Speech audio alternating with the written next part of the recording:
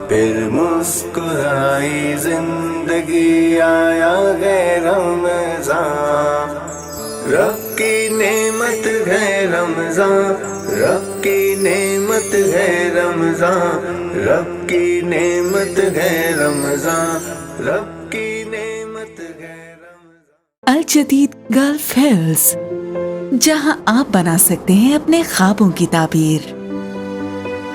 Gulf hills में पहले से मौजूद 24/7 security, 13 lush green parks, cycling track, jogging track और जरूरत जिंदगी की हर सहूलत। एक ऐसी जगह जहां जिंदगी आपको तलाश करती है। अल जदीद प्रॉपर्टीज, आपके बेहतर मुस्तकबिल का ज़ामिन। मुझ पे भी चश्म करम मेरे आका करना, मुझ पे भी चश्म करम मेरे आका करना। हक तो मेरा तकाज़ा करना, हक तो मेरा बिगैर मत का तकाज़ा करना। मुझ पे भी चश्मे करम, तू किसी को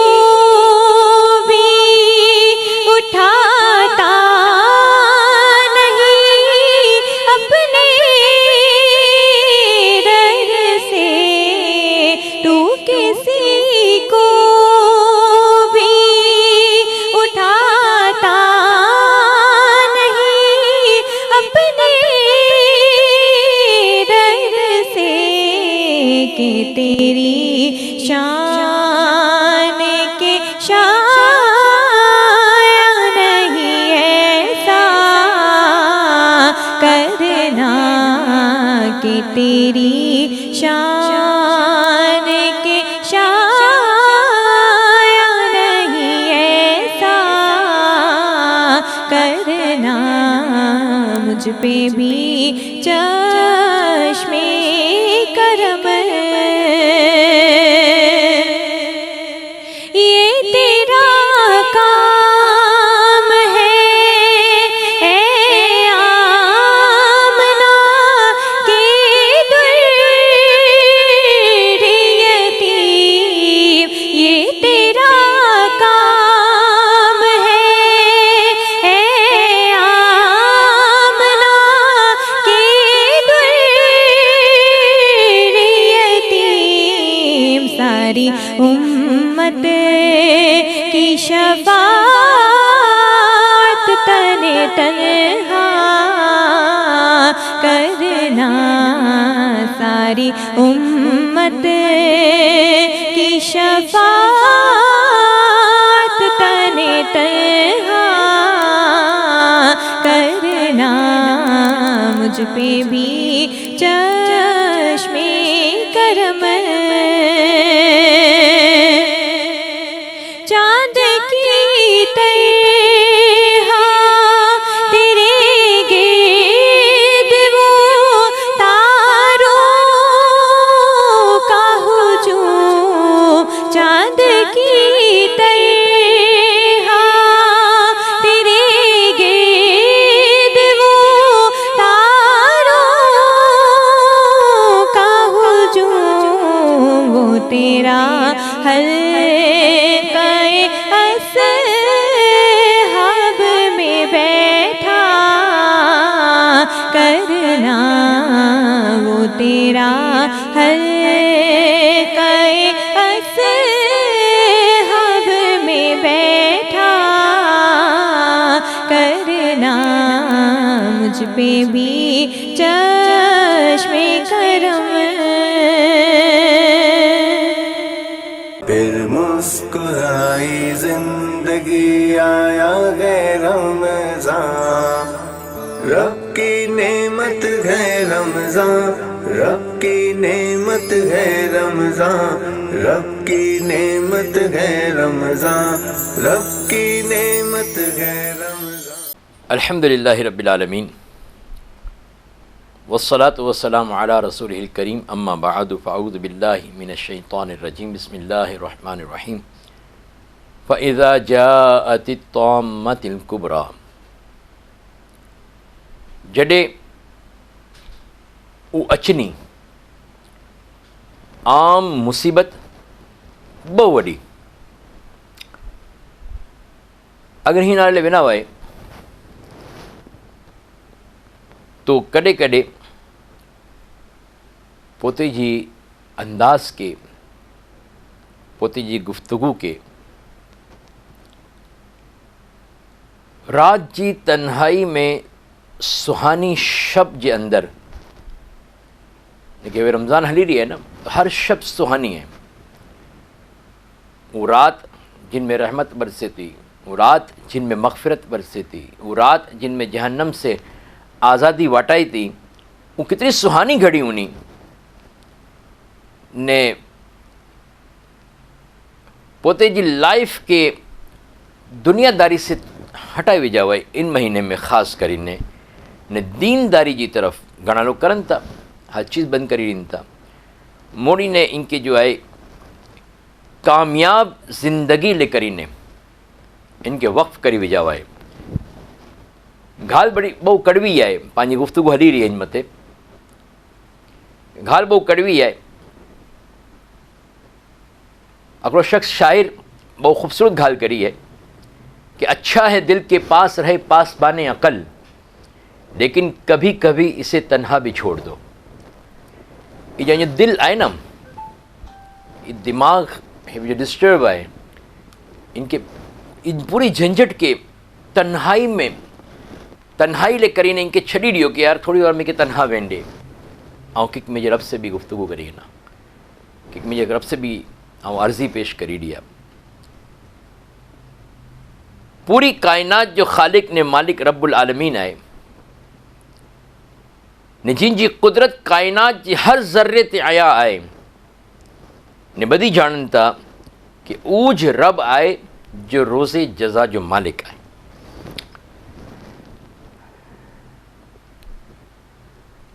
ने पांजी गाल थी हुई कि केर खुश नसीब लोग होना कि जो रब जे अर्श जो सायो जिन्हें के अता थे। हेवर जो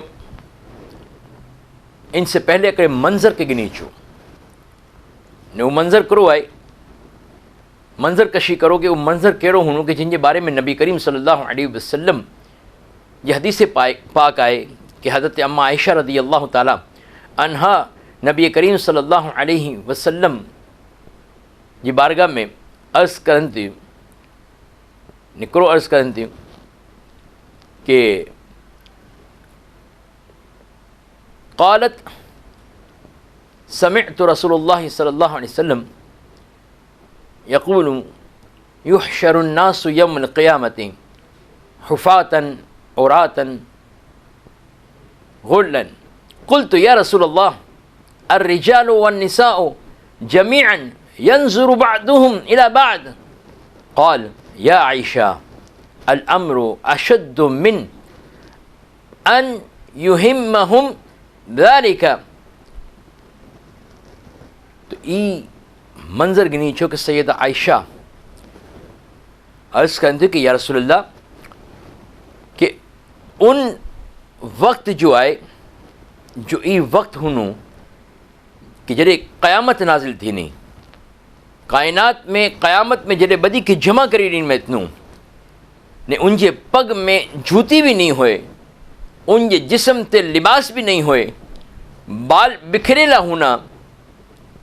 सैयदा आयशा सिद्दीक़ा रज़ी अल्लाह ताला अन्हा फरमानता कि या रसूल अल्लाह उन वक्त मर्द ने औरत अकड़े ॿिए जे सामने होना, तो ई मंज़र हेड़ो होनू कि बोई अकड़े ॿिए जे सामने होना ने हेड़ी होलनाक होनी। तो फरमानता कि ए आयशा होलनाकियूं इतनी होनियूं, खौफ इतनो होनू कि हर एक के पोते जी फिक्र होनी अकड़े बे के लोग नारे भी नहीं रिया हूँ बदी पोत पोते जे में होना। अल्लाहु अकबर। कुरान मजीद में इरशाद थे तो कि और तुम लोगों को देखेगा, तू लोगों को देखेगा, यानी कि तू लोगों के नार ने कि जी नशे में इन, हालांकि वो नशे में नहीं हुन, लेकिन ई के अल्लाह ताला जो अजाब शदीद आए। अल्लाहु अकबर। अल्लाह ताला कुरान मजीद में इरशाद फरमाए तो कि उन डी मारू पोते ये भाई से भगनू, माँ पुत जो है, माँ ने जो है अपनी माँ जो है पोते ये बाप और बीवी पोते ये शोहर से ने बच्चा पोते ये माँ बाप से भगना, अकरीबे से दूर हटना, इनमें हर शख्स उनडी अकड़ी एड़ी फिक्र हो थी नहीं, उनके मते एड़ी फिक्र होनी जो इनके बिए से बेखबर ने बेपरवाह करी दी। वक्त बहुत जल्दी निकली तो इन्हें गुफ्तगू अधूरी रही थी इन्हें, लेकिन मंज़र के जहन में रख गया। इंशाअल्लाह अगले एपिसोड में इनसे इनमें पा गुफ्तगू करूँ तय।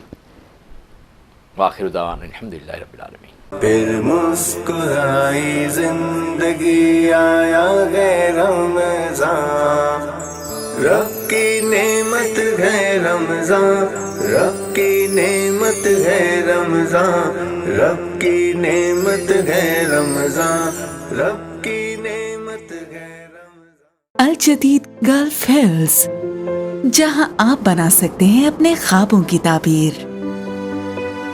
गल्फ हिल्स में पहले से मौजूद 24/7 security, 13 lush green parks, cycling track, jogging track और जरूरत जिंदगी की हर सहूलत।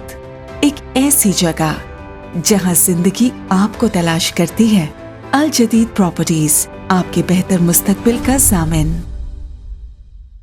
يا من صليت بكل الأنبياء، يا من في قلبك رحمة للناس، يا من ألفت قلوبا بالإسلام، يا حبيبي يا شافعي يا رسول الله، بأمي وأبي فديتك سيدي، صلاة وسلام عليك يا نبي، حبيبي يا محمد، أتيت بالسلام والهدى محمد.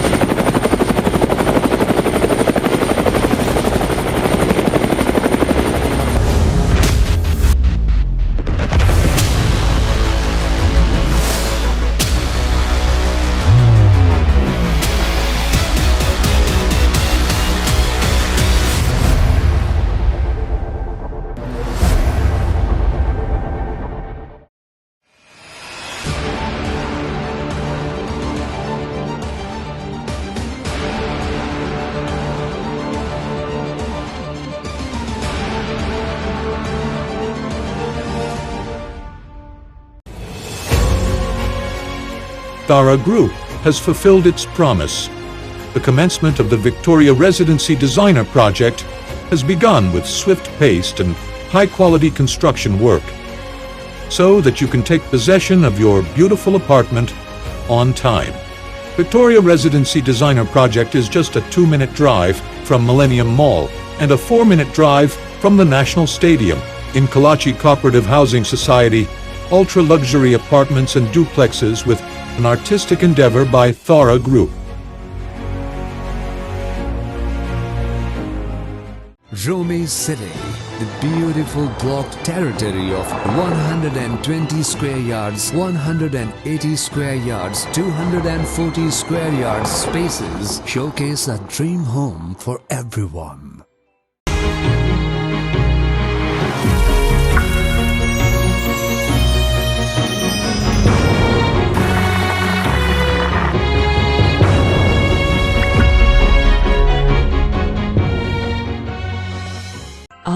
कुकिंग की तरह अजवा है यूनिक। अजवा कुकिंग ऑयल और बनस्पति।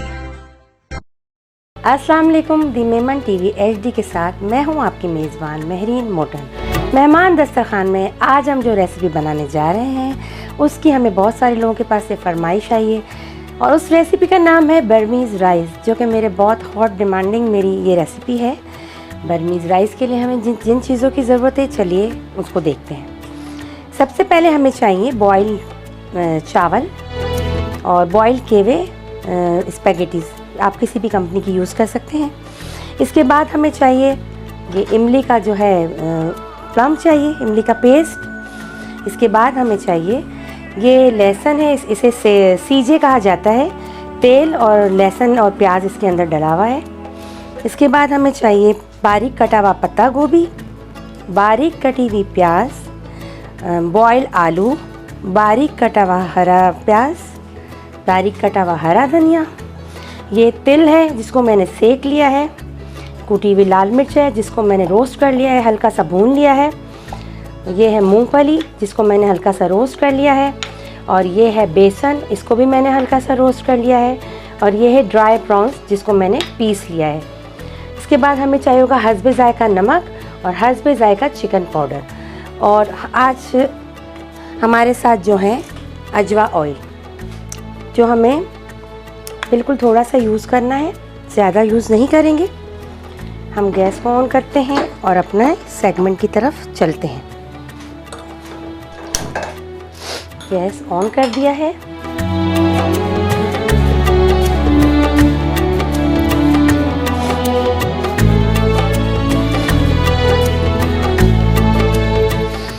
हल्का सा इसमें ऑयल डालेंगे।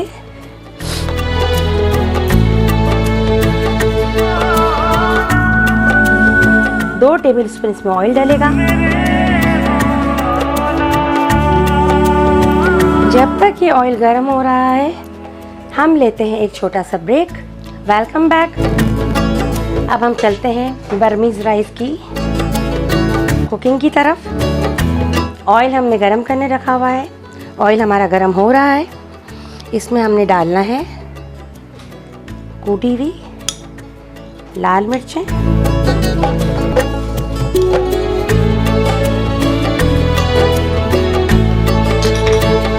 डालना है हमें नमक हस्बे ज़ायका तकरीबन 1 टीस्पून।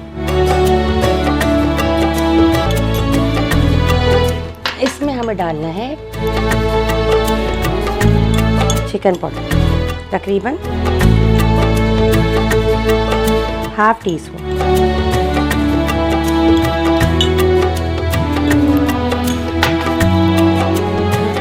इसको मिक्स करना है।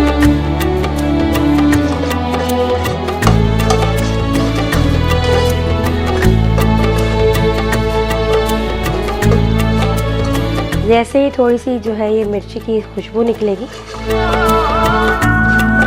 हमें इसमें करना है चावल को मिक्स।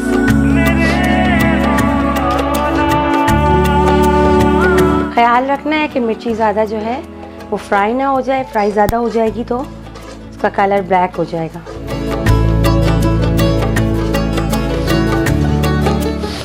अब हम इसमें डालेंगे इतने बॉईल किए हुए राइस।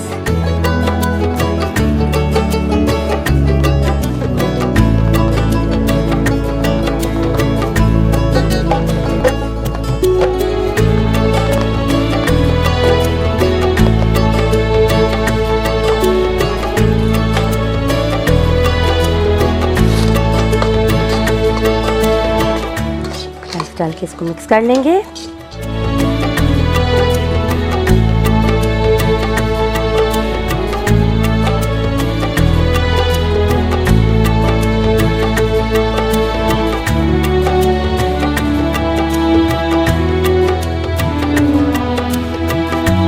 राइस डाल के इसे मिक्स करके अब हमें इसमें डालना है बॉयल किए हुए नूडल्स।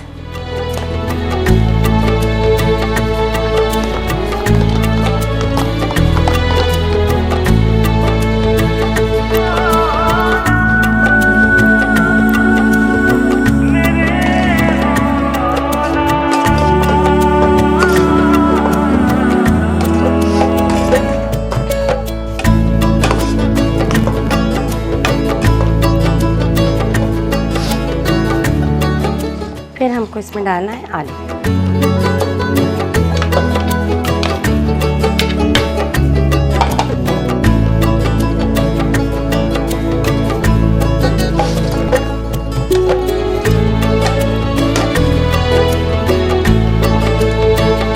डालने के बाद इसे हम 2-3 मिनट के लिए छोड़ देंगे दम पर। ढक्कन लगा लेंगे। 2 मिनट दम पे रखने के बाद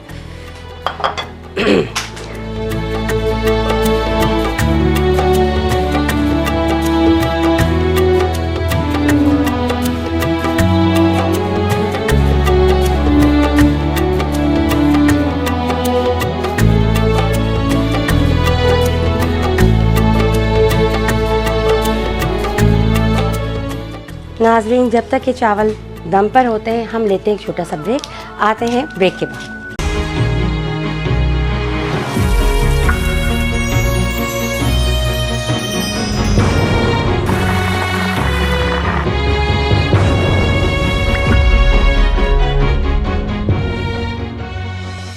आपकी कुकिंग की तरह अजवा है यूनिक।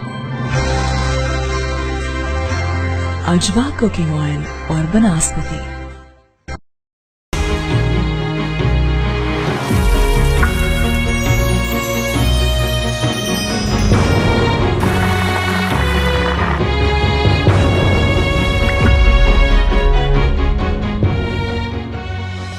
Welcome back. हमारे ये चावल जो दम पे रखे थे हमने वो रेडी हो चुके हैं। आइए हम देखते हैं।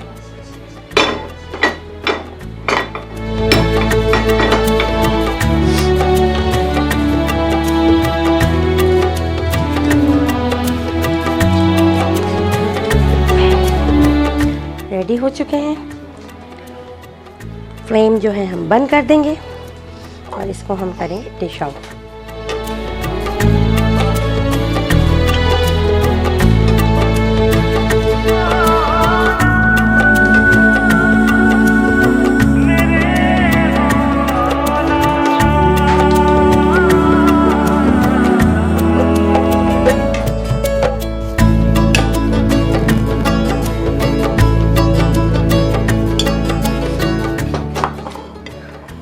डिश आउट करके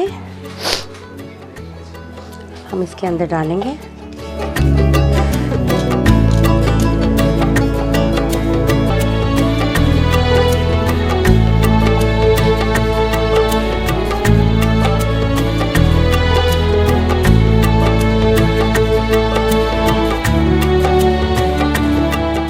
हरा प्याज,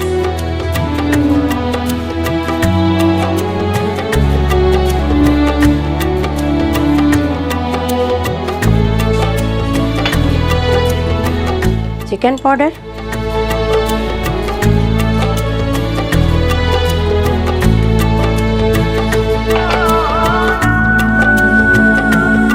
रोस्ट किया हुआ बेसन,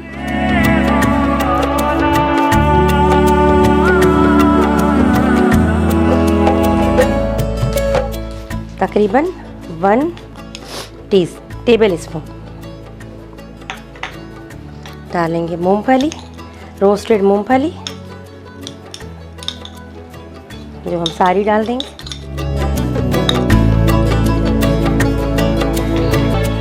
रोस्टेड तिल ये भी हम सारे डाल देंगे।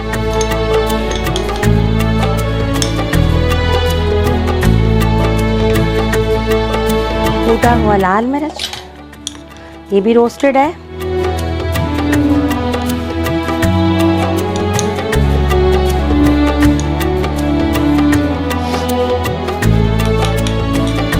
वो आप ऊपर से भी डाल के खा सकते हैं अगर आपको तेज़ मिर्ची खानी है तो। ये हमारे पास है ड्राई प्रॉन्स, इसका पाउडर।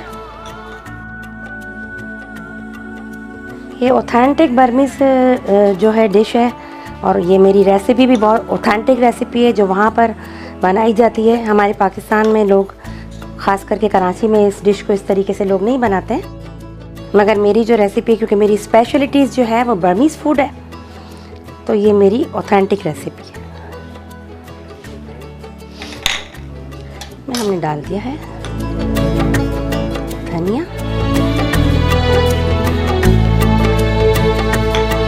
अब हम डालेंगे इमली का पेस्ट,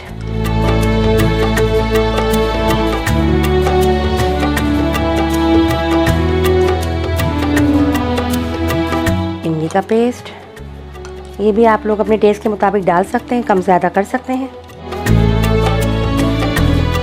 ये है हमारा सीजे, इसे कहते हैं सीजे। तेल में हल्दी डालकर लहसुन और प्याज को फ्राई किया जाता है।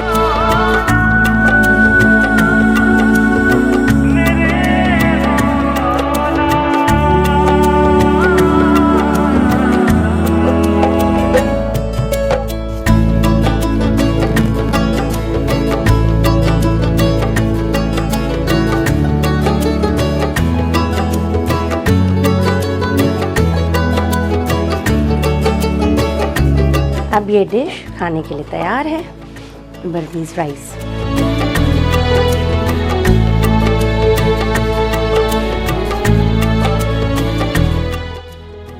चले नाजरीन, अब हम अपने प्रोग्राम को इख्तिताम की तरफ लेके जाते हैं। कल एक नई सुबह और एक नए प्रोग्राम के साथ हाजिर होते हैं। आपकी मेज़बान को इजाज़त दीजिए। अल्लाह हाफ़िज़।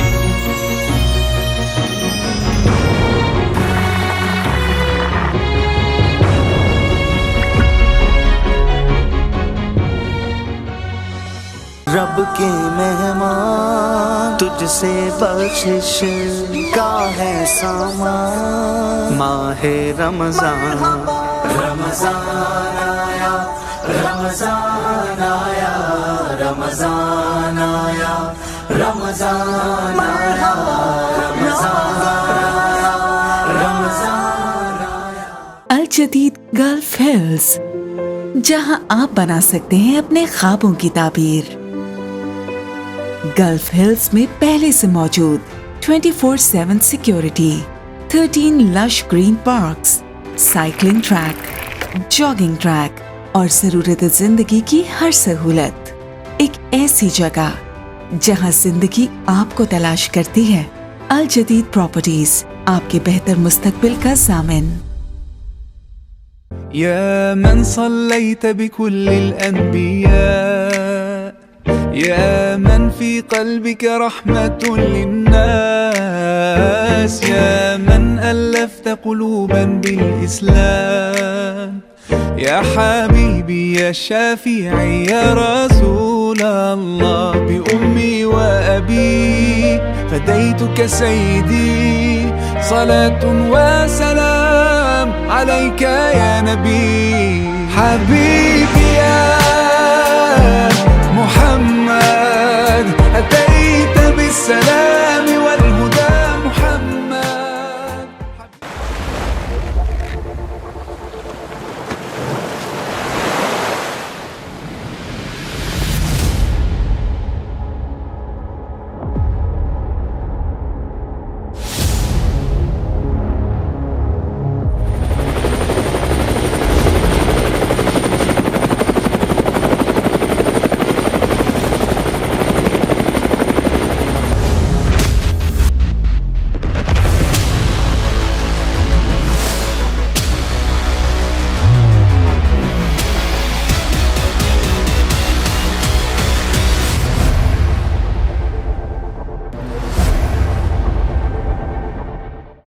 Rumi Icon, a new wave of living at Main Jannah Avenue. 2 and 3 bedroom ultra luxury apartments and penthouses. Rumi Icon 0333 033 055 1. अल्हम्दुलिल्लाह, थारा ग्रुप ने निभाया अपना वादा। विक्टोरिया रेजिडेंसी डिजाइनर प्रोजेक्ट में आगाज हो चुका है तेज रफ्तार और आला मेयारी तामीराती कामों का आगाज, ताकि आपको मिल सके अपने खूबसूरत अपार्टमेंट का वक्त पर कब्जा। Victoria residency designer project millennium mall से 2 मिनट और नेशनल स्टेडियम से 4 मिनट की ड्राइव पर, कोलाची कोऑपरेटिव हाउसिंग सोसाइटी में। तो फिर क्यों ना पहले साइट पर तामीराती कामों का मुआयना कीजिए, फिर बुकिंग कराइए। Our trusted project of Thara Group. Phone 0311 116648.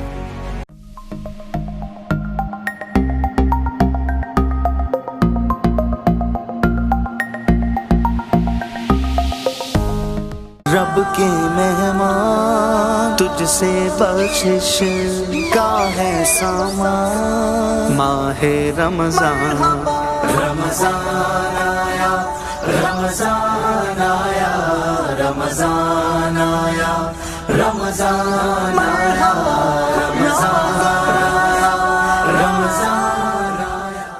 खुशामदीद नाज़रीन, और रमज़ान दस्तरखान से वापसी के बाद अब हमारे उस सेगमेंट की बारी है जिसका आपको और हम सबको इंतज़ार रहता है, यानी रहमत है मेहमान। तो रहमत है मेहमान में आज के मेहमान किसी तारुफ़ के मोहताज नहीं है। यकीनी तौर पर इनके तारुफ़ से पहले हमारी कोशिश होगी कि हम उन तमाम अहबाब का दिल की गहराइयों से शुक्रिया अदा करें जो इस खुसूसी ट्रांसमिशन में हमारे साथ हैं, जिनके इश्तराक से ये ट्रांसमिशन आप सब तक पहुंच रही है। इनमें हमारे टाइटल स्पॉन्सर अल जदीद प्रॉपर्टीज़, हमारे पावर्ड बाय स्पॉन्सर्स में Samarina builders and developers, okay state and builders, Talu associate, Thara group of companies और Rumi group builders and developers. ये वो तमाम अहबाब हैं और साथ ही साथ वो हमारे तमाम डायमंड, गोल्ड, सिल्वर और दीगर गिफ्ट हैम्पर पार्टनर्स जिनके तवस्सुस से ये कामयाब ट्रांसमिशन रब की नेमत है रमज़ान आप सबके घरों तक, आप सबके मोबाइल्स तक, आप सबके टीवी सेट्स तक पहुंच रही है। तो बहुत बहुत शुक्रिया हमारी इस ट्रांसमिशन को पसंद करने का। तो बात हो रही थी हमारे रहमत है मेहमान के आज के मेहमान की। यकीनी तौर पर किसी तारुफ के मोहताज नहीं है, कारोबारी दुनिया का एक मोतबर तरीन नाम है, मुमताज़ समाजी शख्सियत भी हैं। साथ ही साथ आप तालू एसोसिएट और अल रियाज बिल्डर्स के डायरेक्टर भी हैं और साथ ही साथ आपने न सिर्फ ये कि बिज़नेस कम्युनिटी में अपना मोतबर तरीन नाम पैदा किया है, बल्कि जब भी कम्युनिटी को और अपने इर्द गिर्द के लोगों को, जिसे हम जमात कहते हैं, उसको भी ज़रूरत पड़ी है, हमेशा सफ़े अव्वल में रहे। एक अरसे से अपनी जमात जूनागढ़ दुराजी मेमन एसोसिएशन के रुकन रहे हैं, मैनेजमेंट कमेटी के। और साथ ही साथ इस बार जो एक अहम तरीन ओहदा किसी भी जमात या किसी भी ऑर्गेनाइजेशन का होता है, जिसे कहते हैं हम जनरल सेक्रेटरी, जो कि एक तरीके से इस किसी भी एसोसिएशन को चलाने के लिए बेइंतहा ज़रूरी और अहम तरीन ओहदा होता है। इस पर विराजमान है और जनरल सेक्रेटरी की हैसियत से अपने सदर जनाब सलीम अली मोहम्मद और दीगर अरकान के साथ मिलकर बरादरी में बेहतरी लाने की पूरी कोशिश कर रहे हैं। यकीनी तौर पे आप समझ गए होंगे, मेरे साथ इंतहाई यंग एंटरप्रेन्योर दानिश तालू साहब मौजूद हैं। अस्सलाम वालेकुम दानिश भाई। वालेकुम अस्सलाम। दानिश भाई, बहुत बहुत शुक्रिया हमारे आज के इस खुसूसी नशिस्त में, रमज़ान के इस पहर में। मैं अपने हर मेहमान से कहता हूँ कि उस वक्त जहाँ सबको घर पहुँचने की जल्दी होती है, घर वालों के साथ इफ्तार की जो है वो रौनक ही दोबारा हो जाती है, इस मौके पर आप हमारे इस स्टूडियो का हिस्सा होते हैं, तो हमें दिल की गहराइयों से बहुत खुशी भी होती है और हम आपका एहतराम भी करते हैं कि आप हमारे साथ यहाँ मौजूद हैं। बिस्मिल्लाहिर्रहमानिर्रहीम। आपका भी बहुत बहुत शुक्रिया अल्ताफ़ भाई, हमें यहाँ दावत देने के लिए, और दी मेमन टीवी का भी बहुत बहुत शुक्रगुजार हूँ। बहुत शुक्रिया। लेकिन इससे पहले कि मैं आपसे मज़ीद डिस्कस करूँ, हमारे अगले मेहमान हमारे साथ मौजूद हैं, वतन अजीज़ की मुमताज़ आवाज़ हैं, और मैं और आप इनकी आवाज़ से हर वक्त कानों में गूंजने वाली आवाज़ों में से एक आवाज़ हैं। और जब भी दी मेमन टीवी ने इन्हें बुलाया, हमेशा सफ़े अव्वल में हमारे साथ रहे हैं।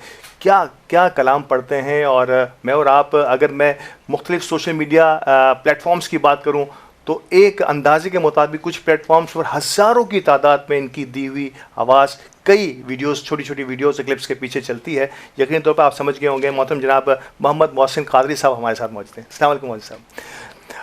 वालेकुम अस्सलाम व रहमतुल्लाह।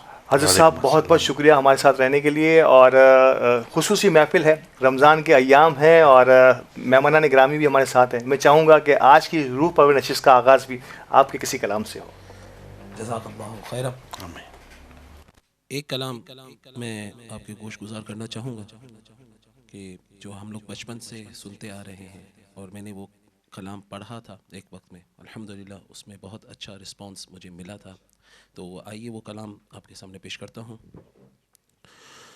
कोई सलीका है आरज़ू का, कोई सलीका है आरज़ू का, कोई सलीका है आरज़ू का, ना बंदगी मेरी बंदगी है, सब तुम्हारा करम है आका, ये सब तुम्हारा करम है आका, की बात अब तक बनी हुई है, ये सब तुम्हारा करम है आका। और किसी का एहसान क्यों उठाए, किसी को हालात क्यों बताए, किसी का एहसान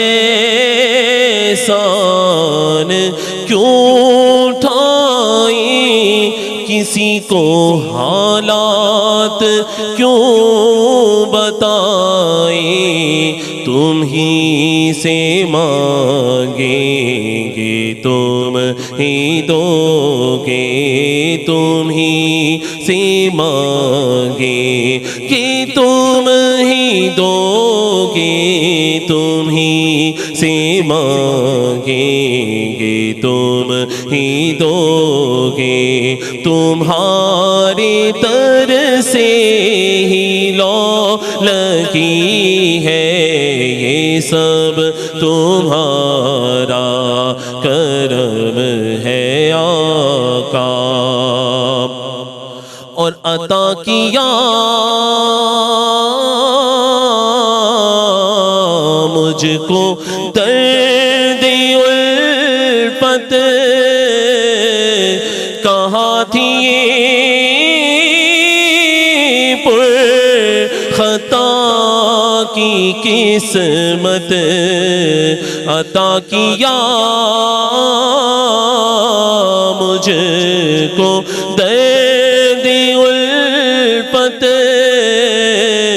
कहाँ थी ये पुरखता की किस्मत, मैं इस करम के कहाँ था काबिल, मैं इस करम के कहाँ था काबिल, मैं इस करम के कहाँ था काबिल, हुजूर की बरदा परवरी है, ये सब तुम्हारा करम है आका, ये सब तुम्हारा करम है आका।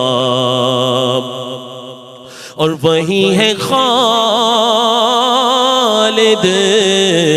असासी रहमत, वही है खालिद बिनाए अज़मत, वही है खालिद असासी रहमत, वही है खालिद बिनाए अज़मत, नबी का इरफान ज़िंदगी है, नबी का इरफान ज़िंदगी है, नबी का इरफान ज़िंदगी है, नबी का इरफान बंदगी है, ये सब तुम्हारा करम है आका, ये सब तुम्हारा करम है आका, की बात अब तक बनी हुई है, ये सब तुम्हारा करम है आका। सुभान अल्लाह, माशा अल्लाह, ये सब तुम्हारा करम है आका की बात अब तक बनी हुई है। ये थे मोहम्मद मोहसिन कादरी साहब, बहुत बहुत शुक्रिया कादरी साहब। माहौल बनाया आपने अल्हम्दुलिल्लाह इस नात के ज़रिए से, और इंतहाई क़दीम कलाम लेकिन एक बार फिर उजागर हुआ हमारे सीनों के अंदर। बेशक मेहमान का मैं तारुफ़ करा चुका हूँ आपसे, और हमारे आज के मेहमान यंग एंटरप्रेन्योर और बहुत कम उम्री से अपने कारोबारी शोबे का आगाज़ किया, बल्कि अपने फैमिली बिजनेस को ज्वाइन किया दानिश तालू ने। दानिश, पहले तो ये बताइए, 16 साल का एक बच्चा, मैं बात कर रहा था आपसे ऑफ द रिकॉर्ड, बिज़नेस, ये जो कम्युनिटी में बिज़नेस का तालमेल है मेमन कम्युनिटी के साथ, हमारी कम्युनिटी के साथ, प्राउड फील करते हैं हम प्राउड मेमन हैं। और क्यों हम जानते हैं कारोबार करना, क्योंकि हमारे बच्चे स्कूल से फारिग होते हैं, कॉलेज से पहले अपना दरवाज़ा, अपनी दुकान, अपनी फैक्ट्री, अपनी ऑफिस ये देखना शुरू कर देते हैं। आप समझते हैं कि यही वजह है कि आज कम्युनिटी में या सोसाइटी में अगर बिज़नेस कम्युनिटीज़ का कहीं भी जिक्र होता है, वहाँ मेमन कम्युनिटी का जिक्र होता है? हाँ, बिल्कुल सही बात है अल्ताफ़ भाई, आप बिल्कुल सही कह रहे हैं। यही वजह है, ज़ाहिर है वो बच्चे जिस तरीके से अपने बड़ों को देख के बड़े हो रहे होते हैं, जी जी, तो ज़ाहिर है वो एक ब्लड के अंदर चीज़ होती है, उसको फिर आगे कंटिन्यू कर रहे होते हैं। मगर एक बात इसमें मैं जोड़ना चाहूँगा, अब एक बहुत अच्छी चीज़ आहिस्ता आहिस्ता हो रही है कि अब जो जनरेशन आ रही है वो बिज़नेस के साथ साथ अपनी एजुकेशन भी कंप्लीट कर रही है। क्या बात है। अगर थोड़ा सा पहले पीछे चले जाएँ तो बिज़नेस में तो बहुत ही आगे थे, मगर ज़रूरी नहीं कि सबकी एजुकेशन बहुत अच्छे तक से कंप्लीट हुई हो। अब माशाल्लाह जो नई जनरेशन आ रही है वो एक हायर एजुकेशन तक जा रही है और अपने बिज़नेस को भी ज्वाइन कर रही है। As an young entrepreneur, you no doubt 16 साल की उम्र में किसी भी बिज़नेस को ज्वाइन कर लेना, और फिर फैमिली बिजनेस टेक्सटाइल का। लेकिन आज जो आप मेरे सामने बैठे भी हैं और सोसाइटी में और बिज़नेस कम्युनिटी में जो आपका मकाम है, वो टेक्सटाइल के अलावा आपका एक बिल्डर्स एंड डेवलपर्स, जी हाँ बिल्कुल, तालू एसोसिएट, अलरियाज बिल्डर्स, मतलब ये वो नाम है कम्युनिटी में। और इस पर्टिकुलर बिज़नेस के अंदर, जिसे बिल्डर कंस्ट्रक्शन और बिल्डिंग का इंडस्ट्री कहते हैं, इसमें यह मकाम कोई आसानी से हासिल नहीं हो। तो 12 साल के अंदर, 10, 12, 13 साल के अंदर के अरसे में ये मकाम हासिल करने के लिए दानिश ने कितनी एफ़र्ट की होगी। नो डाउट हर काम के पीछे एफ़र्ट होती है। ये सिर्फ मैं इसलिए कहना चाह रहा हूँ कि 16 साल का एक नौजवान जब किसी भी बिज़नेस की तरफ जाता है और फिर इसके बाद किसी नए वेंचर का आगाज़ करना हो, फैमिली बिज़नेस का ही क्यों ना हो वो, तो उन नौजवानों को कितनी स्ट्रगल करनी पड़ती है। रातों रात तो कोई भी जो है ना किसी चीज़ को, किसी हदफ को हासिल नहीं कर लेता। इसमें जो सबसे अच्छी बात है वो ये है कि आपने सही कहा, तालू एसोसिएट्स का आगाज़ जो है तकरीबन 12-14 साल पहले हमने गालिबन किया था। मगर ये कि इससे पहले जब हमारा टेक्सटाइल का जो हमारा फैमिली बिजनेस था, मेरे फादर इन लॉ के ग्रैंडफादर के वक्त से, तो मेरे फादर जो है वो आज से तकरीबन आप समझ लीजिए कुछ 18, 20, 22 साल पहले वो ये रियल एस्टेट का काम शुरू कर चुके थे। तो उससे एक बड़ा आपको मालूम है हेल्प मिल जाती है थोड़ी सी। जितनी मेहनत मुझे करनी चाहिए थी उसकी बहुत कम मेहनत मुझे हकीकत बात है जो करनी पड़ी ना। तो एक उन्होंने वहाँ पे एक स्ट्रक्चर थोड़ा सा उसका पूरा मेंटेन कर दिया था। तो ऐसे ऐसे फिर साथ उनको भी मैंने बाद में टेक्सटाइल से थोड़ा सा मूव होके रियल एस्टेट को ज्वाइन किया। कितने शहर कराची को कितने छोटे बड़े प्रोजेक्ट्स अब तक आपकी ये कंपनी दे चुकी है? अगर हम ये 12-14 साल का टेन्योर देखें तो कमोबेश हम कुछ 14-15 प्रोजेक्ट जो है अब तक डिलीवर कर चुके हैं, जिसमें छोटे बड़े प्रोजेक्ट सारे मिला के हैं। वो तो सारी चीज़ें होती है। अच्छा, कंस्ट्रक्शन एंड बिल्डिंग इंडस्ट्री के बारे में मुख्तलिफ बातें, क्योंकि आप तो बहुत ज़्यादा समाजी हलकों में भी जाने पहचाने जाते हैं, और ख़ास तौर पे जिस जगह पर इस शोबे से मुतल्लिक लोग होते हैं वहाँ आपको आपके मशवरों को भी, आपकी बात को बड़ी कदर की निगाह से देखा जाता है। आप ज़ाती हैसियत में क्या समझते हैं कि इस वक्त अब से चंद साल पहले और अब से चंद साल बाद ये जो कंस्ट्रक्शन और बिल्डिंग इंडस्ट्री है, इसको दानिश तालू अपनी निगाह से, अपनी दूरअंदेश निगाही से कैसे देख रहा है? अब से अगर कुछ साल पहले, अब और आने वाले वक्त की आप बात कर रहे हैं, तो कुछ साल पहले जो कंस्ट्रक्शन और रियल एस्टेट का जो टेन्योर चल रहा था वो जो कुछ साल पहले तक बहुत ही अच्छा चल रहा था। अब आपको मालूम है, ज़ाहिर है मुल्क के हालात, दीगर चीज़ें, ठीक है, हर चीज़ की आपको मालूम है कि रेट की बड़ी फ्लक्चुएशन है, तो उस वजह से काफ़ी डिस्टर्ब है इस वक्त रियल एस्टेट सेक्टर, और इससे बेशतर इंडस्ट्रियाँ मज़ीद भी वाबस्ता है रियल एस्टेट से। ये आपको भी मालूम होगी ये वाली बात। 70-71 से ज़्यादा कम हो गई, बिल्कुल ऐसे ही। और अल्लाह की ज़ात से उम्मीद है कि इंशाल्लाह जो अब मुश्किल वक्त है, मुश्किल तो नहीं कहेंगे मगर वो हर फील्ड में ही है इस वक्त मुश्किल वक्त, तो आने वाले वक्त में इंशाल्लाह ये मुश्किल वक्त भी निकल जाएगा और फिर दोबारा एक बार बेहतरी की तरफ आ जाएगा। ज़्यादातर आपका फोकस जो है सिर्फ किसी एक एरिया की तरफ नहीं रहा। मैंने या तालु एसोसिएट के जो प्रोजेक्ट्स को पर निगाह डालने की कोशिश की बिफोर इंटरव्यू, तो ना सिर्फ ये कि आपने स्कीम 33 में बड़ा अच्छा काम किया, बल्कि आप डाउनटाउन के अंदर भी आप PCHS को देखें, आप बहादुराबाद को देखें, शरफाबाद और क्लिफ्टन PCHS के अलावा आपने DHA तक भी आपने काम किया। एक ये वर्सटैलिटी जो है कि किसी भी एरिया के अंदर, वरना मैंने उमूमन ये देखा है कि एक ख़ास सेक्टर की तरफ, एक ख़ास एरिया की तरफ ज़्यादातर रुझान रहता है। तो ये जो एक सेक्टर है जिसको आपने बड़ा, मतलब कोई भी मैं नहीं कहूँगा टाउन आपसे जो तालु एसोसिएट से बचा रहा हो। असल में ऐसा है कि इसमें जो हमारी जो शहर है ना, ये शरफाबाद, बहादुराबाद, PCHS, ये तो इसको हमने छोड़ा ही नहीं है ना, ये तो एक्चुअली हमारा बेसिक है, आप ऐसा समझ लें। बाकी इस फील्ड का ऐसा है कि आपको जहाँ जहाँ अपॉर्चुनिटी दिखती जाती है जिस एरिया में, ज़ाहिर है तो आप फिर वहाँ पे थोड़ा सा मूव होते जाते हैं और अपनी वहाँ पे डिलीवरी देते हैं। दानिश, जब भी एक फैमिली बिजनेस को ऊंची उड़ान तक ले जाने की कोशिश कोई भी नौजवान करता है, और नो डाउट आप जिस उम्र से हैं, आप समझते हैं कि पेरेंट्स की सरपरस्ती अपनी जगह है, पेरेंट्स का दिया हुआ स्पेस जो है, मतलब यकीन तौर पे आपको भी एक ज़माने में हमारे कुछ और मेहमान भी हमारे साथ आया कि मैं तो कॉलेज से सीधा ड्राइवर खड़ा होता था, वहीं से बैठ के मुझे जो है वो जाना पड़ता था अपने ऑफिस में, मुझे काम करना हो या ना करना हो, लेकिन अपने बिज़नेस से आशनाई हासिल करने के लिए, डेकोरम सीखने के लिए, सारी चीज़ें टर्म्स जिसे होती हैं, बिज़नेस टर्म्स होती हैं, वो सीखने के लिए जाना पड़ता था। तो क्या इन सारे अदवार से जो है वो दानिश तालु जो आज एक कामयाब बिजनेसमैन के तौर पे हमारे सामने मौजूद है, क्या ये भी इन्हीं सारे मराहिल से गुजर के आज यहाँ तक पहुँचा? हाँ बिल्कुल ऐसा ही है। इसमें जो है जो आप कहना चाह रहे हैं मैं समझ गया हूँ। तो ये जो तरबियत है ये मेरे वालिद साहब की है, इसमें कोई शक नहीं है। हमारा उस वक्त भी बहुत अच्छा काम था टेक्सटाइल को लेके, मगर ये उनकी तरबियत ये थी कि उन्होंने बड़ा जो है ना ग्राउंड लेवल से जो है ना हमें काम शुरू करवाया, मुझे और मेरे भाई को ना कि डायरेक्ट सिर्फ अपनी सीट पे बिठा दिया हो, बल्कि जो बेसिक जितनी भी चीज़ें थी पहले वो हमसे करवाई गई, फिर जो है वो, ताकि आपको मालूम है कि हम मेमन फैमिलीज़ में होता है नॉर्मली डायरेक्ट कोई भी बाप अपने बेटे को सीट पे इतनी आसानी से नहीं बैठाता, जो कि अच्छी बात है।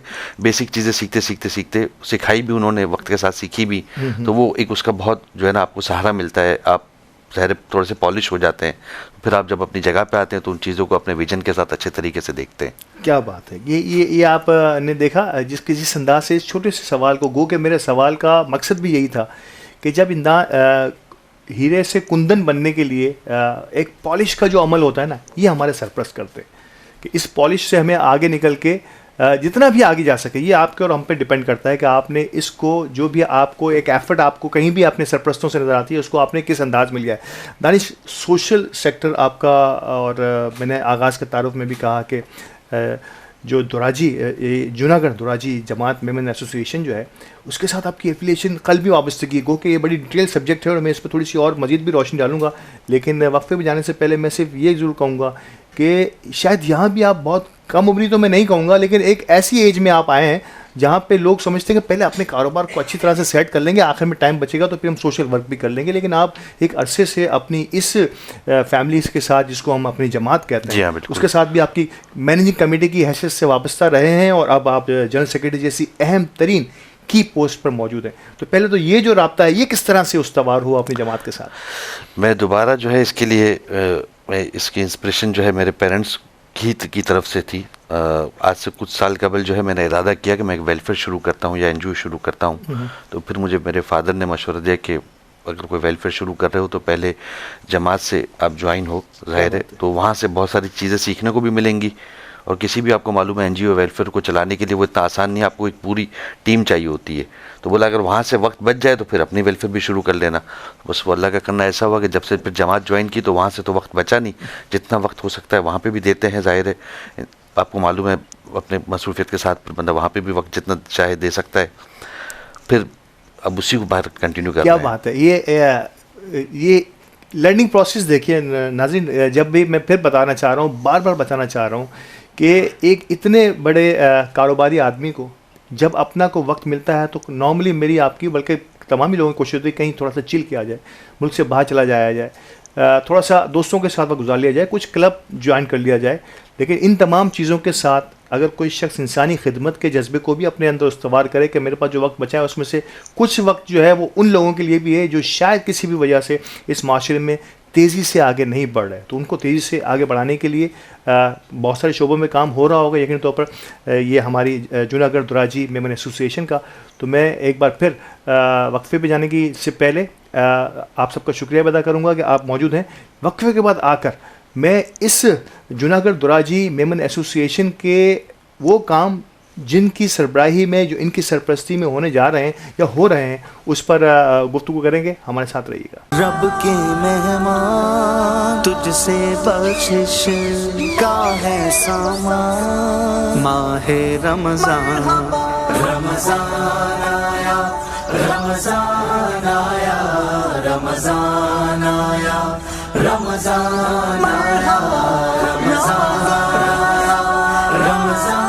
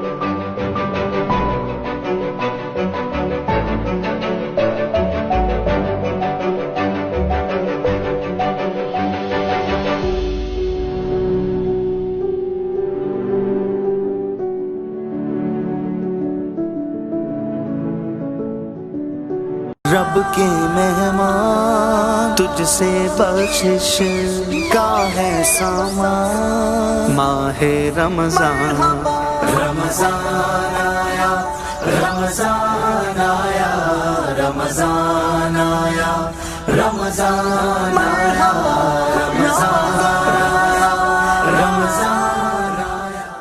खुशामदीद नाजरीन, और रहमत है मेहमान के इस एपिसोड में, इस सेगमेंट में अब जिस शख्सियत को अब कोशिश करूंगा मैं कि जिस सब्जेक्ट को अब मैं अपने मेहमान से गुफ्तगू करने जा रहा हूं, दानिश तालू साहब से, ये इनका वो सोशल को थोड़ा सा ब्रीफ सीखने की कोशिश करूंगा।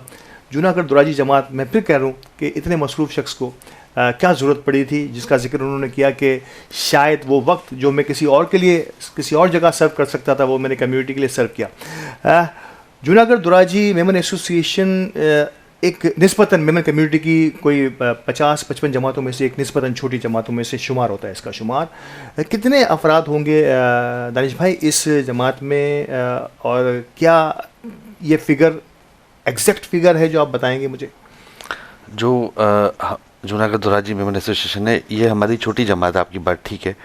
और इसकी अच्छी बात यह है कि जितने भी हमारे मेंबर्स हैं, हमारा सेंसस आज से कमोबेश कुछ 8-9 साल पहले हमने किया था, जो कि अब तक अप टू डेट है अल्हम्दुलिल्लाह माशाल्लाह। और ऑल पाकिस्तान में फेडरेशन की जो अभी नई काबीना आपको मालूम है आई है, जो लास्ट टेन्योर में शबीर हारून साहब, तो ये इन्होंने तमाम जमातों का विज़िट किया था। तो इन्होंने हमारी इस बात को बहुत सराहा था कि इस वक्त शायद हमारी मैं अगर गलत नहीं हूँ तो टॉप ऑफ द वन वो जमात है जिसका सेंसस आज की तारीख में कंप्लीट है, अब तक का, और मतलब पिछले टेन्योर तक का। और जो अब करंट चल रहा है तो उसमें हम साथ साथ में उसको इसी तरीके से, क्योंकि हमारा एक तो पूरा लॉक हो चुका है, ठीक है ना, अब हमें नए सिरे से पूरा शुरू से करने की ज़रूरत नहीं है, ठीक है। साथ साथ में हम हमारे आपने थोड़ी देर पहले मुझसे ऑफ द रिकॉर्ड सेंसस के हवाले से बात की थी, तो इसीलिए मैं उसको कंटिन्यू कर रहा हूँ। तो इसमें हम एक इम्प्लीमेंट ये कर रहे हैं, जो कि मैं दीगर जमातों को भी मशवरा दूंगा, जिनका सेंसस कंप्लीट है और जिनका अधूरा है। जिनका कंप्लीट है उनके लिए बहुत आसानी है, और जिनका अधूरा है उसमें भी कहीं ना कहीं उनको ये हेल्प मिल जाएगी। हम हमारी जितनी भी पॉलिसीज़ हैं जिससे हम हमारे मेंबर्स को एंटरटेन करते हैं, तो हम वो ऑलमोस्ट काफ़ी चीज़ों की जो है ना वैलिडिटी 1 साल की रखते हैं। तो 1 साल बाद क्या होता है कि आपका हेल्थ कार्ड है, मेडिकल कार्ड है, कोई और चीज़ है, तो आपका मेंबर दोबारा आपसे रिजू करता है। जब वो आपसे रिजू करता है तो आप अपनी वो चीज़ जो आपकी जमात के लिए फ़ायदेमंद हो, उनके लिए फ़ायदेमंद हो, आप उसको उनसे दोबारा पूरी करवा सकते हैं। तो अब जब 1 साल कंप्लीट हो जाता है, हम जब चाहते हैं कि यार 4-5 साल बाद हम हमारे सेंसस को मज़ीद अपडेट करें, तो कोई हेल्थ कार्ड के लिए आता है तो हम उसके दोबारा सेंसस का फॉर्म दे देते हैं। अब हमें डोर टू डोर जाना नहीं पड़ता, नए सिरे से पूरा शुरू नहीं करना पड़ता कि अगर जी आपके वही वाले मेंबर्स हैं, अब तक आपकी फैमिली में कोई मूवमेंट नहीं हुई है तो ठीक है, नहीं तो सेंसस का फॉर्म है, आप इसको रिफिल करके हमें दे दीजिए। क्या बात है, ये अच्छा तरीका निकाला है कि जो अहबाब भी जमात की तरफ रुजू करते हैं किसी भी काम के हवाले से, तो अब इस सेंसस को अपडेट करने के लिए बजाय ये कि किसी घरों को नॉक किया जाए, उस पर्टिकुलर टाइम में ही उनसे वो सारा नया डाटा, अगर किसी की खुदा न खास्ता इंतकाल हुआ है तो वो उस यकीनी तौर पर नए फॉर्म का हिस्सा नहीं बनेगा, कुछ नई विलादतें हुई हैं तो वो इस फॉर्म का हिस्सा बन जाएगा, तो ऑटोमेटिकली ये ऑलमोस्ट मैं कह सकता हूँ कि 90% तक ये करेक्शन की तरफ चला जाता है। कुछ 10% का मार्जिन रह जाता होगा, मेरा ख्याल है कि चंद एक ऐसे लोग जो हेल्प नहीं लेते लेकिन उनकी फैमिली में जो यकीन तौर पर इसके लिए खैर वो बड़ा चैलेंज वाली बात हो जाएगी, मगर जो हेल्प नहीं लेते फिर हम उनको जो है डोर टू डोर अप्रोच करते हैं। अच्छा। क्योंकि हमारे पास पूरा रिकॉर्ड है। क्या बात है? अगर हमारे पास फॉर एग्जांपल 700-800 फैमिलीज हैं या 600 फैमिलीज है, वॉटएवर जितनी भी फैमिलीज हैं, तो उसमें से कितनी हेल्प लेती हैं, कितनी नहीं लेती हैं। तो जो नहीं लेती हैं, जो अब्रॉड में हैं, बाहर हैं, तो फिर जाहिर है उनको तो हम फॉर्म नहीं भेज सकते। फिर आपको मालूम है अब टेक्नोलॉजी का दौर है, तो व्हाट्सअप के थ्रू हम उनको फॉर्म भेज देते हैं, वो हमें फिल करके प्रिंट निकाल के फिल करके फिर हमें व्हाट्सअप कर देते हैं, तो हम फिजिकल भी और कंप्यूटराइज भी उसका डाटा दोबारा अपने पास कमाल है। मैं कह रहा हूँ कि छोटी जमात बेशक हो, लेकिन जिस डायरेक्शन में, क्योंकि इससे भी छोटी जमातें हैं, लेकिन जिस डायरेक्शन में ये काम कर रहे हैं, मैं हमेशा से कहता हूँ कि जब तक गिनती नहीं होगी आपके पास कि आपके पास वसाइल कितने हैं और आपके मसाइल कितने हैं, तो आप अंधेरों में ये तीर चलाते रहेंगे। और यही ऑल पाकिस्तान मेमन फेडरेशन ने भी इन तमाम चीज़ों को वर्ल्ड मेमन ऑर्गेनाइजेशन के साथ मैनेज किया है। एक अरसे से इस पर काम हो रहा है, लेकिन अब इस पर बहुत तेज़ी से और डिजिटलाइज तरीके से काम होने जा रहा है। तो वी होप सो आगे आने वाले दिनों में हम ये बता सकेंगे वसूख के साथ कि दुनिया में और पाकिस्तान में कितने मेमन बसते हैं। ये कोई हमारे पास एग्जैक्ट फिगर अब तक बदकिस्मती से हम नहीं कर पाए। इसके अलावा एजुकेशन सेक्टर बड़ा इम्पॉर्टेंट है, और आपने भी जिक्र भी किया कि एजुकेशन के बगैर तो कुछ नहीं है। आपने कहा कि शायद हो सकता है कि एक ज़माने में हमारे मेमन बच्चे जब पढ़ाई से बिजनेस की तरफ आते तो शायद इतने ज़्यादा इक्विप नहीं हुआ करते थे एकेडमिक साइड पर, लेकिन अब चार्टर अकाउंटेंट, MBAs, BBAs लड़के जो है, बैचलर्स जो हैं, वो अब बिज़नेस की तरफ आते हैं, तो इसकी एक अलग ही बात होती है। तो कम्युनिटी में बिज़नेस के फ़रोग के लिए ख़ास तौर पे मैं जमात की बात करूं तो इसको किस तरह से देखते हैं दानिश?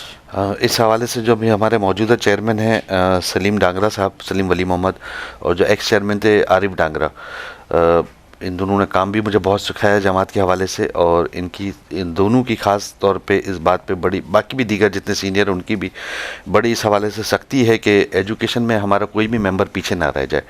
हम हमारे जितने भी, चाहे कोई भी हो हमारा मेंबर, हम एजुकेशन में बहुत ज़्यादा जो है ना इंक्वायरी नहीं करते, जो आपको मालूम है जो जमात का एक प्रोटोकॉल होता है, अगर वो कह रहा है मैं अफोर्ड नहीं कर सकता बस बहुत है हमारे लिए इतना है, वो फॉर्म फिल कर दे हम उसको फीस दे देंगे, इसके बाद हम उसको आगे भी लाइन अप करते हैं आफ्टर मैट्रिकुलेशन वो मस्जिद क्या कर रहा है, क्योंकि आपको मालूम है सबसे अहम जो है ना बात यही है कि वो आगे हायर स्टडीज़ की तरफ जा रहा है, मज़ीद अपनी एजुकेशन को कंटिन्यू कर रहा है या नहीं कर रहा है। तो हमारी जो एजुकेशन कमेटी जो बनी हुई है वो उसको बहुत अच्छे तरीके से लुक आफ्टर रही है, तो कोशिश करते हैं कि जितना बेस्ट से बेस्ट दे सकें। ड्रॉप आउट रेट जो है, यानी कि अगर आपने ये कहा कि मैट्रिक के बाद भी हम कोशिश करते हैं कि ये फॉलोअप में रहे बच्चा कि अब आगे वो क्या करना चाह रहा है, इससे मैं ड्रॉप आउट से इस तरह से जोड़ूंगा नाज़रीन कि प्राइमरी के बाद सेकेंडरी में कुछ लोग कम हो जाते हैं, फिर सेकेंडरी के बाद कॉलेज कम हो जाता है, यूनिवर्सिटी कम हो जाती है, और आखिर में जब प्रोफेशनल एजुकेशन की तरफ जाते हैं जिसका जिक्र किया कि इसके लिए भी भरपूर सपोर्ट है इस जमात में, तो यहाँ पर थोड़ा सा लैक आ जाता है कि आखिरी वो चंक बहुत थोड़ा सा रह जाता है। लेकिन गालिबन इस पर ये मेहनत के मैट्रिक के बाद से बच्चे को उठाकर उसको अपने फोकस में रखना और फॉलोअप करना,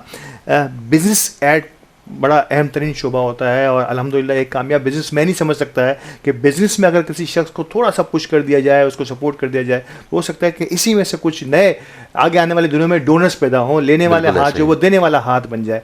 इस पर जमात की जो कोशिशें आपकी सरबराही में हो रही हैं, इसको कैसे देखते हैं? सिर्फ मेरी सरबराही में नहीं हो रही, ज़ाहिर है इसमें और भी बहुत से लोग शामिल हैं। बिज़नेस एड पे भी हमारी बड़ी ख़ास तवज्जो है, इस पर हमारी पूरी कमेटी बनी हुई है, और बिज़नेस एड के हवाले से जो भी एप्लीकेशन आती है तो फिर आपको मालूम उसका एक क्राइटेरिया होता है कि कौन किस हिसाब से क्या डिज़र्व करता है, तो कोशिश करते हैं कि अगर वो जो डिज़र्व करता है हम उसको इस हिसाब से वो लोन फराहम करें ताकि अपना बिज़नेस कंटिन्यू करे। और मैं इसकी एग्जांपल जैसे अभी आपने कहा कि वो बाद में डोनेशन दे, तो हमारी जमात में इसकी मेरे पास बहुत सारी एग्जांपल्स हैं। क्या बात, मतलब मैं ज़ाहिर अब नाम तो नहीं ले सकते, मगर कुछ एग्जांपल्स ऐसी है कि वो लड़के आज यूथ विंग में बड़े अच्छे तरीके से एक्टिव हैं, जो पहले जमात के डोनेशन से उन्होंने बिज़नेस किया या कोई और कुछ एक्टिविटी की, आज वो जमात में अल्हम्दुलिल्लाह डोनेशन देते हैं। ये हमारी जमात में एग्जाम्पल मौजूद है माशाल्लाह, लीडिंग एग्जाम्पल्स मौजूद हैं। देने वाला हाथ जो है वो लेने वाला हाथ जो वो देने वाला हाथ बन जाए। आप कहते हैं, चीनी कहावत है कि मछली जो है वो खिलाने के बजाय पकड़ना सिखा दे, तो शायद इसकी ज़िंदा मिसाल हमें जूनागढ़ दुराजी मेमन एसोसिएशन में नज़र आ रही है कि ख़ुद विटनेस कर रहे हैं इस जमात के जनरल सेक्रेटरी के आंखों देखा मैंने देखा कि वो लोग जो शायद पहले किसी भी वजह से जमात से मदद हासिल कर रहे थे, अब वो जमात की मदद करने के लिए न सिर्फ जानी तौर पर बल्कि माली तौर पर भी हाजिर रहते हैं। ये बड़ी दिलचस्प बात है। ये जो ट्रांसफॉर्मेशन है ना, ये है असल वो जिसके लिए दानिश तालू जो है वो उन तमाम चीज़ों को छोड़ के इस तरफ ध्यान दे रहे हैं, और शायद इसका ये सबका जारिया है। अल्लाह पाक इसमें आपको और कामयाबी अता फरमाए। ऑल पाकिस्तान मेमन फेडरेशन की आप दो इंतहाई अहम तरीन कमेटियों का हिस्सा हैं, सोशल रिफॉर्म कमेटी और ख़ास तौर पे हाउसिंग, ये आपका शोबा भी है। पहले तो मैं सोशल रिफॉर्म के बारे में पूछना चाहूँगा कि इस कमेटी के क्या खदोखाल हैं और क्या चाहते हैं इस सोशल रिफॉर्म के ज़रिए फेडरेशन, और इवन आपकी भी इसमें कोशिशें और ख़िदमत क्यों हासिल की गई है? अभी जो नए ऑफिस बड़े टीम आई है तो सोशल रिफॉर्म कमेटी हर दफ़ा ज़ाहिर बनती हुई आ रही है, तो उसका वाइस चेयरमैन हूँ मैं माशाल्लाह।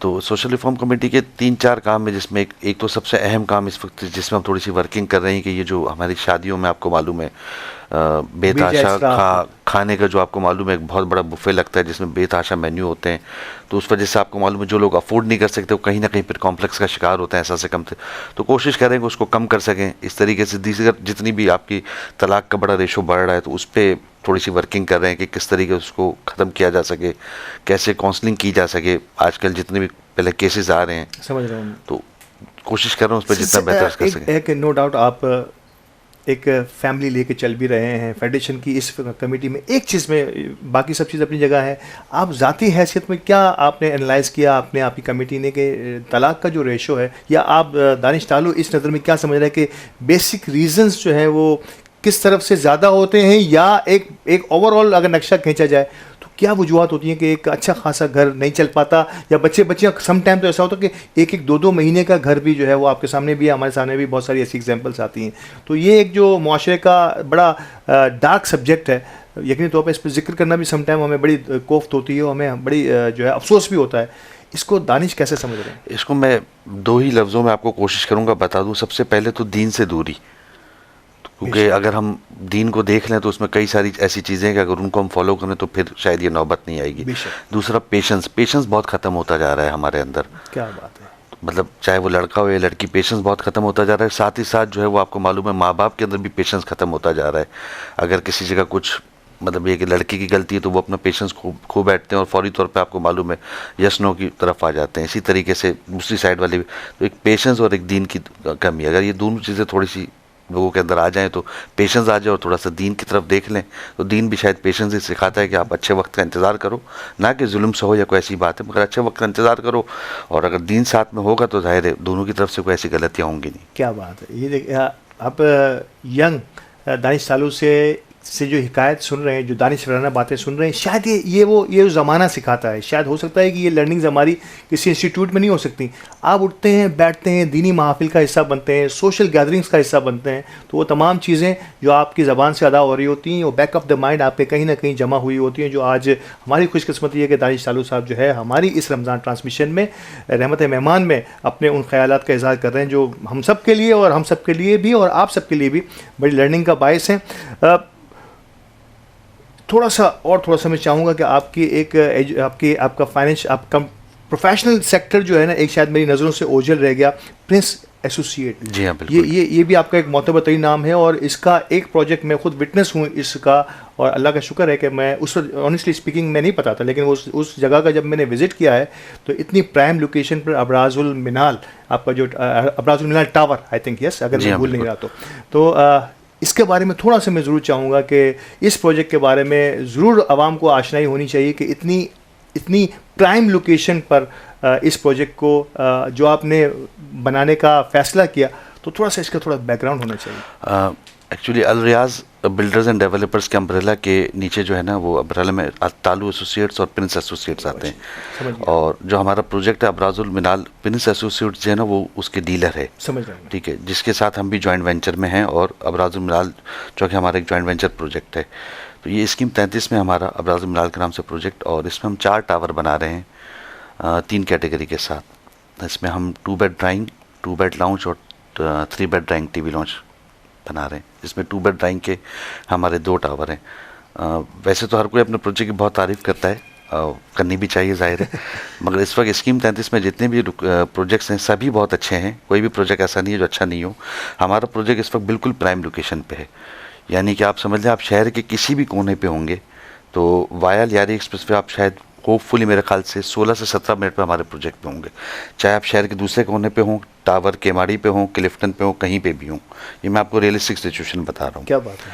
और रेट भी इस वक्त हमारे बहुत रिजनेबल हैं, तो बस अल्लाह से दुआ है कि हमने जो लोगों से कमिटमेंट की उस वक्त पे हमेशा की तरह लोगों को डिलीवर भी करें। अबराजुल मिनाल का जिक्र हुआ है, और अबराजुल मिनाल जिस लोकेशन पर वाक़ है, आप इसको सर्च भी कीजिए, और इसके बाद मैं चाहूँगा एक मरतबा आपका आगे का प्लान हो, फ्यूचर प्लान हो, या आप प्रेजेंटली कहीं कोई ऐसी चीज़ देख रहे हो, एक मरतबा विज़िट ज़रूर कीजिएगा। दीगर तमाम बहुत सारी वैरायटी अल्हम्दुलिल्लाह शहर कराची में बहुत सारे बिल्डर्स बहुत सारी चीज़ें अच्छी चीज़ें बना रहे हैं, लेकिन अबराजुल मिनाल को भी एक मरतबा विज़िट या कंसीडर ज़रूर कीजिएगा अपने साथ। एक बड़ा अहम तरीन शोबा आखिर में आपसे डिस्कस करना चाहूँगा, ये मेरी दिल की ख्वाहिश थी, वैसे इसका बनता तो यही है कि ये मैं सारी चीज़ें हुस्बान तालु आपके छोटे भाई से ये डिस्कस करूँ कि उससे हो, लेकिन क्योंकि आप भी एक जॉइंट फैमिली हैं, स्कूल आपका क्लारा, और ये मेरे लिए बड़े, एक तो ये नाम आपने मुझे बताया, ये मेरे लिए बड़ा खुशी का बायस तक बड़ा ही यूनिक। पहले तो क्लारा को थोड़ा सा बताइए, और दूसरा इस एजुकेशन में आपने कहा कि आपकी कोशिश ये है कि ना सिर्फ ये कि नॉर्मल बच्चे जो नॉर्मल तालीम हासिल करते हैं, इसमें आपने थोड़ा सा एडिशन जो है ना ये दिया है कि इसमें आपने कुछ स्पेशल बच्चे, एक लिमिटेड लेवल के स्पेशल बच्चों की मैं बात करने जा रहा हूँ, बहुत ज़्यादा ना हो जिसमें, तो उसको भी आपने इसके साथ कैटर किया। पहले तो क्लारा हो जाए, इसके बाद इसमें ये आपकी एडिशन। किलारा स्कूल जो है, किलारा के मीनिंग जो है वो स्टार हैं, एक स्टार का नाम किलारा है, और स्टार आपको मालूम है जगमगाता रहता है, चमकता रहता है। इसका किलारा का क्रेडिट जो है मेरे भाई उस्मान को और फादर रियाज तालू को जाता है। वैसे तो ये नॉर्मल स्कूल्स की तरह है जिस तरीके से बाकी दीगर अच्छे स्कूल्स होते हैं, इसमें एक ख़ास बात ये कि जितने भी डिसेबल चिल्ड्रंस होते हैं तो उनके लिए आपको मालूम है कि आप डिसेबल स्कूल ही आपको उनको ज्वाइन करवाना है, और कोई भी रेगुलर स्कूल जो है वो डिसेबल चिल्ड्रंस को जो है या स्पेशल चाइल्ड को है अपने पास अलाउ नहीं करता। हम किलारे के अंदर ये सहूलत देते हैं कि जितने भी स्पेशल चिल्ड्रन हैं वो हमारे उन्हीं बच्चों के साथ जो अल्हम्दुलिल्लाह नॉर्मल बच्चे हैं उन्हीं के साथ तालीम हासिल करें। उसकी 2 वजूहात हैं। पहली वजह ये कि अगर आप किसी भी कहीं ना कहीं मेंटली जिसका थोड़ा सा हेल्थ सही में तो अगर वो उन्हीं बच्चों के साथ पढ़ता है तो वो कई ऐसी चीज़ें हैं जो माशरे के साथ वो पिक नहीं कर सकता, क्योंकि वो उन्हीं बच्चों के साथ पढ़ रहा है, किसी का क्या प्रॉब्लम है, किसी का क्या प्रॉब्लम है। तो अगर वो अपने से बेहतर बच्चों के साथ पढ़ेगा तो कहीं ना कहीं उसकी इम्प्रूवमेंट बहुत अच्छे तरीके से होगी। ये एक साइकेट्रिक इशू भी है, ठीक है ना। बिल्कुल सही कह रहे हैं। और दूसरी, फिर इसके साथ साथ दूसरी वजह ये है कि जो उनके साथ जो नॉर्मल बच्चे पढ़ रहे हैं तो वो आज से ही सीखना शुरू कर देते हैं कि यार माशरे में जो ऐसे बच्चे हैं, ना कि हमें उनका मजाक उड़ाना है बल्कि उनकी मदद करते रहनी है। तो वो बच्चे भी हाथ के हाथ एक तरबियत भी उनकी साथ साथ होती जाती है। तो एक छोटी सी कोशिश है, अल्लाह ताला उसमें कामयाब करे, आमीन। दिल खुश हो गया। मैं कह रहा हूँ कि आज का ये सेगमेंट ख़ास तौर पे मैंने कहा था कि इसको मैं जिक्र ज़रूर आप सबसे करूँगा कि ये बच्चों में उस उम्र में जहाँ पे शायद खेलने कूदने की, शायद दूसरों का मजाक उड़ाना ज़्यादा पसंद करते हैं बच्चे, उस पे बच्चों की ये तरबियत कर देना कि ये वो लोग हैं जिनको आपकी मदद की ज़रूरत है। अगर आपको अल्लाह ताला ने बिल्कुल सही सलामत बिना किसी नुक्स के पैदा किया है तो ये जो छोटी सी कमी इनकी ज़िंदगी में रह गई है, इसको आप साथ मिलकर पूरा कर सकते हैं और ये शायद इससे बड़ी कोई बात हो नहीं सकती। लास्ट बट नॉट लीस्ट, आप माशाल्लाह हमारे चौथी मरतबा पार्टनर हैं इस रमज़ान ट्रांसमिशन के। हमारी चौथी ट्रांसमिशन है और आप हमारे चौथी मरतबा पार्टनर हैं। इस बार आप हमारे पावर्ड बाय स्पॉन्सर में से भी हैं, डायमंड स्पॉन्सर रहे हैं। मैं चाहूँगा कि हमारे इस ट्रांसमिशन के बारे में दी मेमन टीवी जिस तरह से ग्रेजुअली आप आगे बढ़ते चले जा रहे हैं, दी मेमन टीवी एचडी भी अपनी कोशिशों के ज़रिए, जो नाक़िस कोशिशें हमारी हैं उससे हम आगे बढ़ने की कोशिश कर रहे हैं। अली गोडिल हमारे CEO पैशनेट मीडिया वर्कर हैं, बल्कि मैं कह रहा हूँ कि वो तो कम्युनिटी की खिदमत के लिए हमेशा से आगे रहे हैं और रहेंगे भी आगे भी। कुछ अपने अल्फाज में अपने इतने ही शाइस्ता और धीमे लहजे में कुछ मेमन टीवी के लिए हो जाए। दी मेमन टीवी और अली गोडिल के लिए मैं यही कहूँगा कि अगर इस वक्त आपको ज़िंदा मिसाल देखनी है तो मतलब ज़िंदा मिसाल वो जो आप समझ लें कि फ़र्श से अर्श तक पहुँचाओ, तो वो अली गोडिल मेरे सामने है। अली गोडिल से ना सिर्फ कारोबारी ताल्लुक़ है, इसके अलावा दीगर ताल्लुक़ है, बल्कि दोस्ती भी है और बहुत पुराना साथ है अली गोडिल से। मतलब अगर आपने किसी को, मुझे नहीं मालूम है और भी बहुत सारे चैनल्स हैं, बाकी भी सारे अच्छे हैं, मगर मैंने खुद मोबाइल से अली गोडिल को ये ज़िंदगी शुरू करते हुए देखा है और आज माशाल्लाह इस स्टेज पर अली गोडिल पहुंचा है। दी मेमन टीवी को अगर कोई आगे लेके गया है तो वो सिर्फ दी मेमन टीवी का लक नहीं है, अली गोडिल की बेतहाशा मेहनत, दिन रात मेहनत। और इस वक्त ये रमज़ान के सीज़न में मेरी हमेशा अली गोडिल से बात जब होती है तो मैं यकीन के साथ कह सकता हूँ कि अब तक शायद ही कोई इसने सहर और इफ्तार अपने घर वालों के साथ की होगी। ऐसा ही है, बिल्कुल ऐसा ही। और मेरे ख्याल से शायद रमज़ान से पहले से शुरू हो जाते हैं, क्योंकि ये इतनी मेहनत करते हैं जिसका हमें आज ये टीवी पे इतना रिजल्ट दिखता है। और इंतहाई परफेक्शनिस्ट आदमी है, मतलब हर चीज़ में इसको परफेक्ट चाहिए। तो मेरी दुआएं कि अल्लाह ताला इसको बेहताशा तरक्की दे, अली गोडिल को और दी मेमन टीवी को, और जल्द से जल्द हम इनको सैटेलाइट पे देखना चाहते हैं। अली गोडिल और हमारा अली गोडिल के साथ वादा है कि हम हमेशा इनके साथ जुड़े हुए हैं, फाउंडर मेंबर में से हैं, और जिस दिन ये सैटेलाइट पे आएंगे तो जैसे अब जुड़े हैं इससे बढ़ के इनके साथ जुड़ेंगे। क्या बात है। यस, वो कहते हैं कि अली गोडिल जो है वो शख्स का नाम नहीं है, किसी शख्सियत का नाम नहीं है, ये एक जुनून का नाम है। और ये जुनून आपको हमारी इस ट्रांसमिशन से नज़र भी आता है कि जब इस ट्रांसमिशन में हर नए साल में आने वाला वक्त हम कई गुना आगे बढ़ जाते हैं, तो ये यकीनी तौर पर किसी फ़र्द वाहिद की मेहनत के साथ साथ एक पूरी टीम को साथ लेके चलना और अपने पैशंस को, अपने टाइम को पूरा डिवोट करना अपने काम के लिए, यही हम सबका पैशन होना चाहिए। इस आखिरी जवाब के साथ आपका बहुत बहुत शुक्रिया दानिश भाई कि आपने आज वक्त दिया हमें, और आज की इस महफिल को यकीनी तौर पर आज के आपके तजुर्बात से हमें बहुत फ़ायदा हुआ है। आपका भी बहुत शुक्रिया अल्ताफ़ साहब, और दी मेमन टीवी और अली गोडिल का भी बहुत शुक्रिया हमें यहाँ बुलाने के लिए। नाज़रीन कराम, यहीं से हम इजाज़त चाहेंगे, लेकिन ऐसे ही इजाज़त नहीं होगी, क्योंकि प्रोग्राम का, हमारी इस नशिस्त का आगाज़ भी मोहतरम मोहसिन कादरी साहब ने अपने कलाम से किया था, और हमें इजाज़त दीजिए, लेकिन आखिरी कलाम हम सुनते चलेंगे जनाब मोहसिन कादरी साहब से, हज़रत कलाम से।